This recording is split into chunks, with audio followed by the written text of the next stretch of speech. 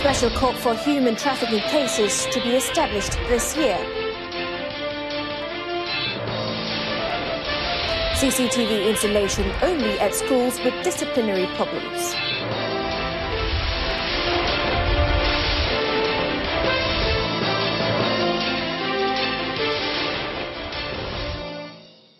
Good afternoon. Thanks for joining us. You're watching News on 2 with me, Annette Christie. Chief Justice Tun Mat Raus Sharif announced that a special court to deal with human trafficking issues will be established this year. He said the decision to establish another special court was due to the sudden rise in human trafficking cases in the country.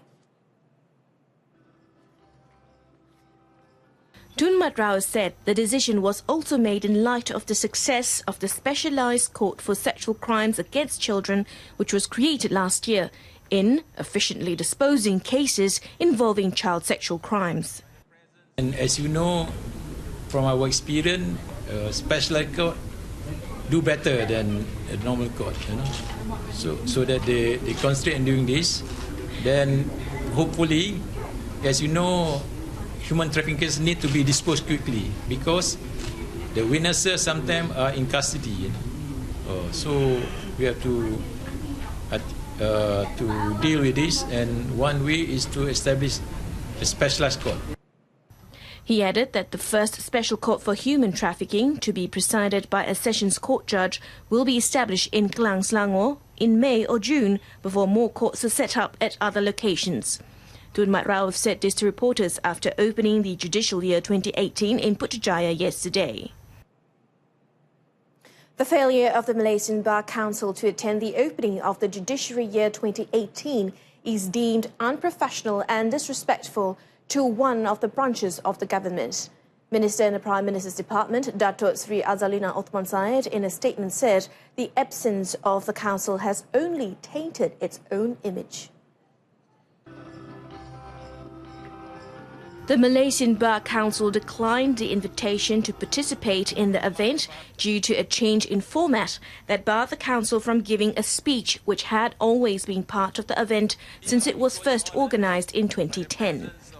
Datuk Sri Azalina stated that the excuse given by the Malaysian Bar Council was baseless because of this year, apart from the Bar Council, there was also no speech by the Attorney General. However, the AG still attended the event.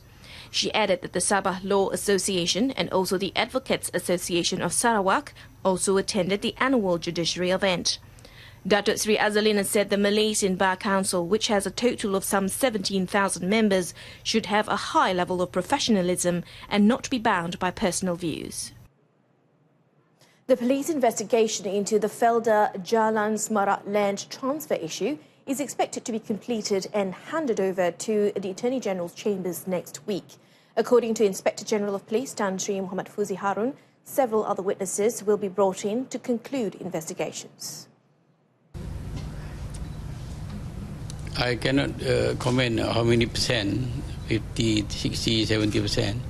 It depends on the ongoing statement and investigation by our officers, but our officers is working seriously on this.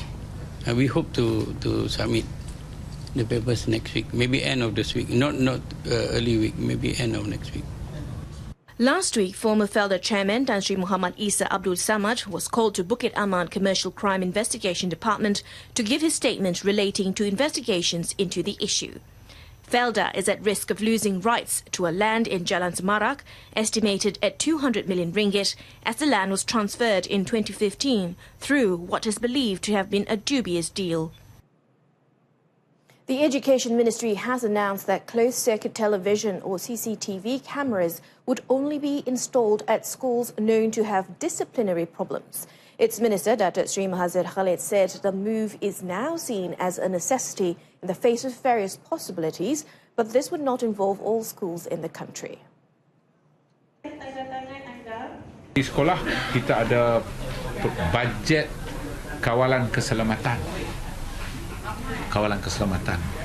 So dalam kawalan keselamatan itu juga sebenarnya boleh dihalusi untuk dilihat bagaimana CCTV boleh diambil sedikit untuk CCTV tanpa mengeluarkan peruntukan ataupun bajet baru. dalam CCTV. Bukan semua dalam kawasan sekolah, kita nak tempat-tempat tertentu. Last month, the ministry announced that CCTVs would be installed at 100 selected schools nationwide that could be monitored by the police in an effort to tackle disciplinary problems and to curb security breach at the schools. The initiative was welcomed by the National Union of the Teaching Profession, but hoped it would not invade students' and teachers' privacy. The infrastructure and technology at the Institute of Aviation Medicine, IAM, of the Royal Malaysian Air Force, RMAF, are among the best in the world and have produced high-quality aircraft pilots. According to Defence Minister Datuk Seri Shamsuddin Tun Hussein, the top facilities at the IAM has prompted the Air Force of countries such as Australia, Thailand and the Philippines to send their pilots for training here.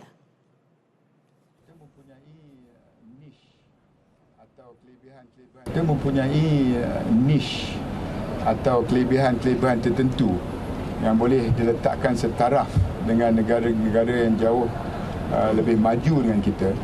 Tetapi pada masa yang sama, pendekatan kita ialah untuk memberi pengupayaan kepada the stakeholders and the end users untuk menentukan apa keperluan mereka. He was met during a visit to IAM at Subang RMAF base in Subang, Selangor yesterday. It is understood that more than 10 countries, including India, Brunei and Pakistan, have expressed their desire to send Air Force pilots for training at the IAM. Among the aerophysiological training provided at the IAM are high-G, hypoxic indoctrination, ejection seat and spatial disorientation. The number of flood evacuees in Pekan and Rompin continue to increase to 1,290 people as of 8 p.m. yesterday, compared to 738 people in the evening. They are housed at 12 relief centres. In Pekan, 2 relief centres were opened, namely in Sekolah Kebangsaan Permatang Keledang, where 322 evacuees were being housed, while 51 people were placed at Sekolah Kebangsaan Sri Biram. 375 people were housed at Sekolah Kebangsaan Sinar Mutiara and 30 people in Sekolah Kebangsaan Sri Terentang. 93 flood-affected victims were placed at SK Temai, 121 in SMK Peramujaya, 75 in a relief centre in Pulau Manis, 39 in Kampung Tanjung Pulai Community Hall. Over in Johor, the number of flood-affected residents in Segamat and Mersing rose to 527 this morning from 160 last night. Johor Exco Dato' Ayot Rahmat in a statement said 430 people from 106 families were now in 5 relief centres in Mersing, while 97 people from 20 households were at 4 relief centres in Segamat. He added that Jalan Teluk Arong in Mersing was not passable due to a landslide. However, authorities were rectifying the situation. That last item concludes this afternoon's edition of News on 2. In our top story, special court for human trafficking cases to be established this year. Join us again at 7 p.m. for more updates on the latest happenings around the world. Thanks for watching. I'm CHRISTIE. Stay tuned to TV2.